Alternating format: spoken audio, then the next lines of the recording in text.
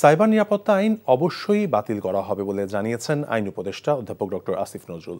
একই সাথে পুরনো মামলাগুলো পর্যায়ক্রমে বাতিল করা হবে বলেও জানান তিনি। আর তথ্য এবং সম্প্রচার উপদেষ্টা নাহিদ ইসলাম বলেছেন, পুরনো সাইবার নিরাপত্তা আইনের কারণে এখন যাদের যেসব মামলা হচ্ছে তার জন্য সরকার বিব্রত বোধ করছে। বিকেলে রাজধানীতে এক অনুষ্ঠানে তার এসব কথা বলেন মইদুল ইসলামের রিপোর্ট। বিতর্কিত সাইবার নিরাপত্তা আইন বাতিল করা হবে না সংশোধন করা হবে তা নিয়ে বৃহস্পতিবার রাজধানীর বিচার প্রশাসন ইনস্টিটিউটে আয়োজন করা হয় এই অনুষ্ঠান, যেখানে বিগত আওয়ামী লীগ সরকারের সময় ওই আইনের ভুক্তভোগীরা তুলে ধরেন তাদের হয়রানির কথা। সেই সাথে সাইবার নিরাপত্তা আইনটি ভবিষ্যতে মানুষ কিভাবে দেখতে চান তাও তুলে ধরেন বক্তারা। বৈষম্যবিরোধী বিরোধী আন্দোলনের বা রক্তক্ষয়ী আন্দোলনের মাধ্যমে অর্জিত নতুন বাংলাদেশে এই ধরনের আইন থাকবে, সেটা আমরা কোনোভাবেই জাতি গ্রহণ করবো না বলে আমি মনে করি। আমরা যদি সেকশন 124 দেখি যে সরকারের বিরুদ্ধে কিছু বললে সরকার আর রাষ্ট্র তো এক না, তো রাষ্ট্রদ্রোহিতার কথা আমি বলছি, কিন্তু আমি ভিতরে লিখছি সরকারের সমালোচনা করলে সেটা রাষ্ট্রদ্রোহিতা হবে। তো এই জায়গাগুলো অনেকগুলো পরিবর্তন আনা দরকার। অনুষ্ঠানে তথ্য ও সম্প্রচার উপদেষ্টা বলেন, বিগত সরকার রাজনৈতিক হাতিয়ার হিসেবে ব্যবহার করতেই এই আইনটি তৈরি করেছিল। আর আইন উপদেষ্টা বলেন, অবশ্যই বিতর্কিত সাইবার নিরাপত্তা আইন বাতিল করা হবে। আলটিমেটলি এটা বাতিল হবে।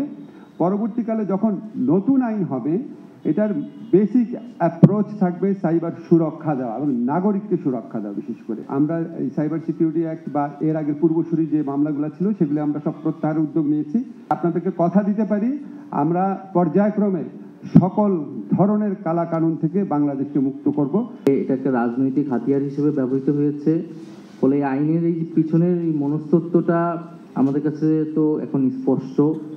ফলে আইনটাকে আসলে আমরা যতভাবেই সংশোধন করি না কেন, এই মনস্তত্ত্বটার কারণে কিন্তু মানুষের কাছে ওই অনাস্থাটা আসলে থেকে যাবে। এটা একটা বড় প্রবলেম।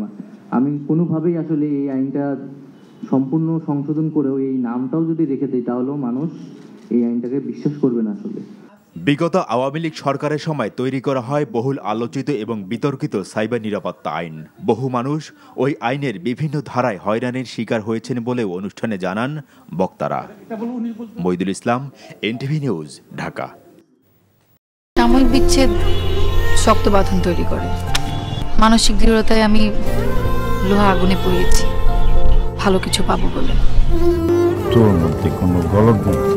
আমার ভুল থাকতে পারে, আমার মধ্যে মিথ্যা নেই। ওরা কি বললো না বললো তাতে কি তোমার এমন রিয়েক্ট করতে হবে? তুমি সব সময় ভালো মানুষ হয়ে থাকতে চাও, তাই না? সবাই ভালো মানুষ, তুমি অযোগ্য। বাসে না কেউ ভালো,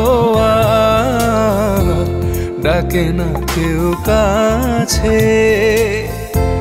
তোমায় মনে করার কারণ খুব আছে।